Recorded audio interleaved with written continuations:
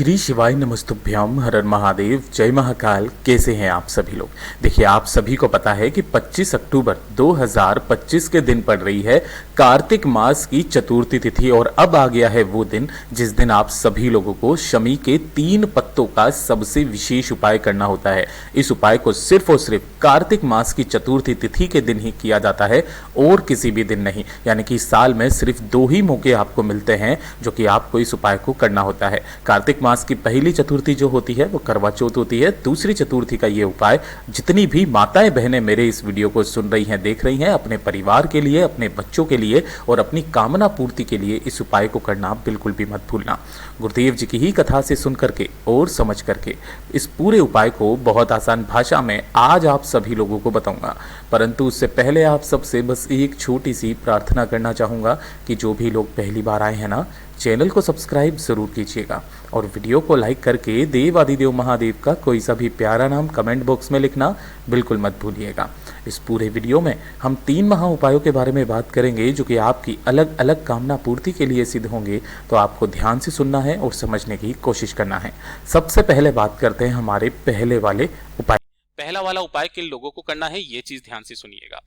पहला उपाय कि अगर आपके परिवार में आपको लगता है अपने बच्चों के लिए या अपने पति के लिए, अपने भाई के लिए कि उनमें बल की कमी है, बल, बुद्धि है ना, विद्या की कमी है और साथ ही साथ अगर आपके घर में धन की आवक नहीं हो रही है तो इस वाले उपाय को करना बिल्कुल मत भूलिएगा।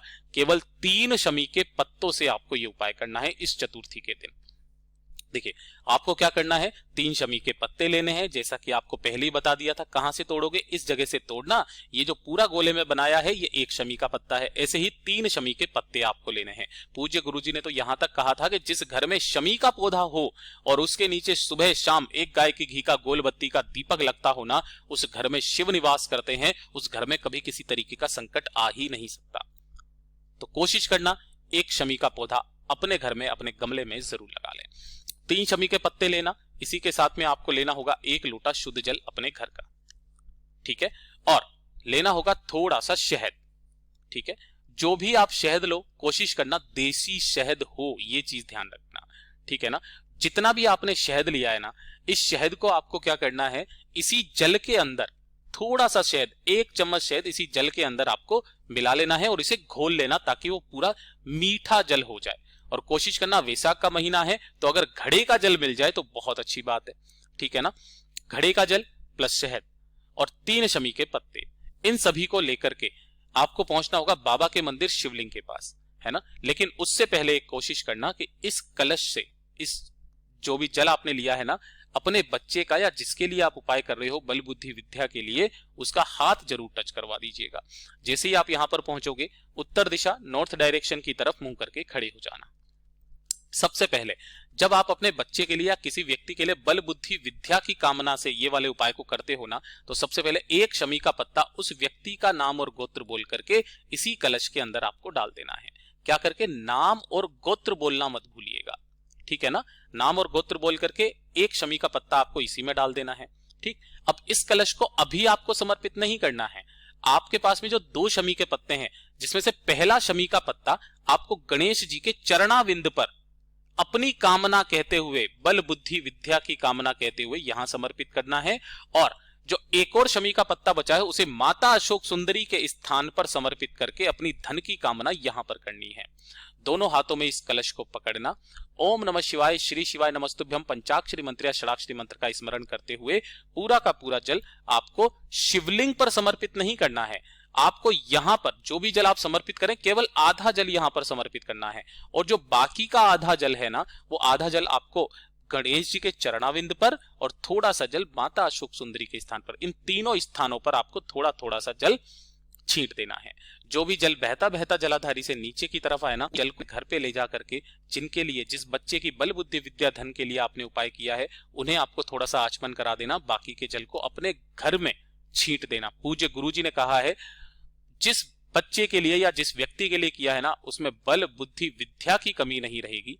साथ ही साथ इस घर में छींटने मात्र से आपके घर में धन की आवक कभी रुकेगी नहीं।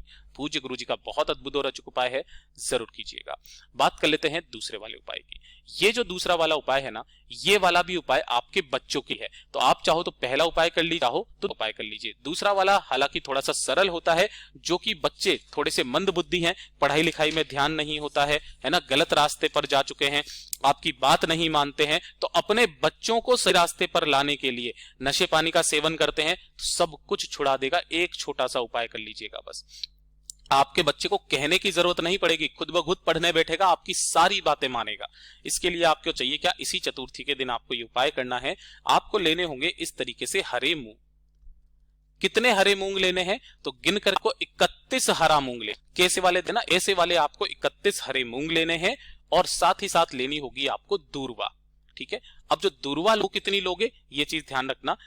आपको यहां पर चाहिए होगी 7 दुर्वा लेने का क्रम, या तो आप 7 दुर्वा 3 गांठों की लो, या आप 7 दुर्वा 5 गांठों की लो, या 7 दुर्वा 7 गांठों वाली लो। ठीक है, ऐसा नहीं है आपने 2 दुर्वा 3 गांठों की ले ली, 2 दुर्वा 5 गांठों की ले ली, ऐसा नहीं। सातों की सातों दुर्वा समान गांठों की होनी चाहिए। गांठें कैसे गिननी है मैं आपको वो भी बता देता हूं। जैसे कि आपके पास में ये दुर्वा है, करके निकली हुई रहती है ना, तो ये वाली जो हो गई मैं लाल कलर से बताता हूँ। एक गांठ, ये तीसरी गांठ। यहां पर अगर आप देखेंगे तो ये एक गांठ, काले कलर से बताता हूँ, ये एक गांठ है, यहीं से फिर आपकी ये वाली दूसरी गांठ हो गई। इस तरीके से ये सारी गांठें हैं, आप ध्यान से देखोगे मिल जाएगी। इस तरीके से 7 दुर्वा लेना। कोई सी भी एक कटोरी ना लो के, अगर आप इस तरीके से दोना ले लोगे तो बहुत अच्छी बात है। इसी के अंदर आपको 31 रख देने हैं, और जितनी भी दुर्वा आपने ली है ना, इसी में आपको रख देनी है। ठीक है ना, सातों की सातों दुर्वा, 31 हरे मूंग, इन्हें रख देना। अपने बच्चे से आपको इसका स्पर्श करा देना है। जिस व्यक्ति के लिए, जिस बच्चे के लिए आप ये उपाय को कर रहे हो, उसका स्पर्श करा करके एक घी का दीपक, गाय के घी का, गोल बत्ती का दीपक, इन्हें लेकर के पहुंच जाना किसी भी गणेश जी के मंदिर में। जो भी आपके आसपास गणपति जी का मंदिर होना, वहां पर जाकर के पहुंच जाना। अब उपाय करने का एक खास नियम और तरीका, ये चीज ध्यान रखना। काफी सारे लोग गलती करते हैं, उसी गलती की वजह से उनको उपाय का फल प्रदान नहीं होता है। यहां पर जैसे ही आप जाएंगे ना, सबसे पहले आपको एक दीपक जो प्रज्वलित करोगे, तो गणेश जी का जो टूटा हुआ दांत है ना, उस टूटे दांत के पास की तरफ नीचे जमीन पर आपको इस दीपक को प्रज्वलित करना है, इस तरीके से।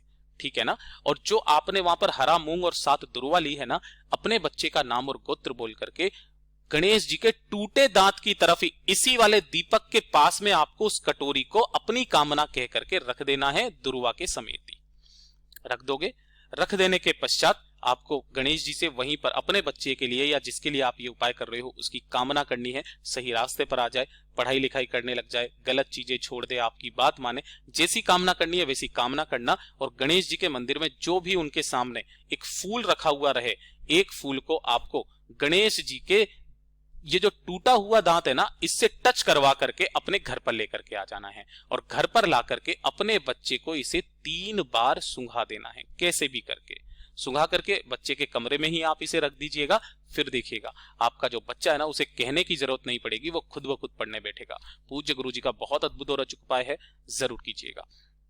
बात कर लेते हैं तीसरे वाले उपाय की। और ये जो तीसरा वाला उपाय है ना, अगर आपके शरीर में किसी भी तरीके का कोई शारीरिक कष्ट है, किसी भी तरीके का कोई शारीरिक या मानसिक कष्ट है, दोनों के दोनों कष्टों का एक अचूक उपाय है, केवल ये एक। पूज्य गुरु जी की जो कथा चल रही थी, काशी शिव महापुराण कथा, चाहो तो आप उसके अंदर से भी सुन सकते हो, जो महाराष्ट्र में काफी समय पहले चली थी। वीडियो में पहले भी बना चुका हूं, फिर से वापस आपको बता रहा हूं।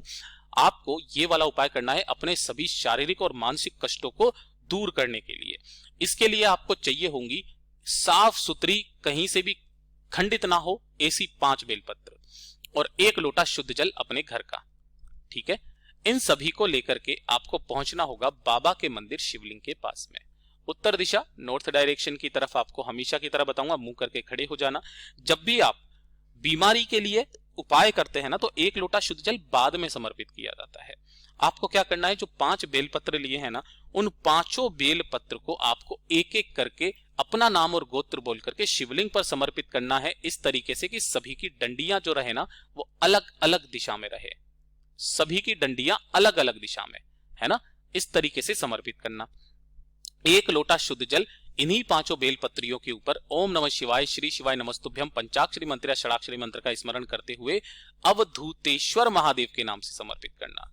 अवधूतेश्वर महादेव जी के नाम से समर्पित करोगे। समर्पित कर देने के पश्चात अपना दाहिना हाथ बाबा की इस शिवलिंग के ऊपर रख करके बाबा से निवेदन करना, कामना करना और इन सभी 5 बेलपत्रों को उठा करके अपने घर पर लेकर के आ जाना।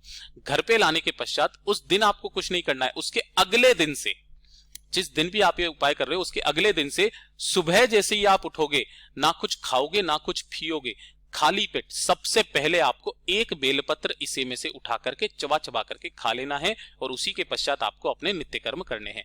फिर दूसरे दिन आप उठोगे, सुबह उठते ही एक बेलपत्र आपको खा लेनी है। तीसरे दिन फिर उठोगे, फिर एक बेलपत्र खानी है। लगातार 5 दिन आपको एक एक करके बेलपत्र सुबह उठते ही खाली पेट खा लेना है।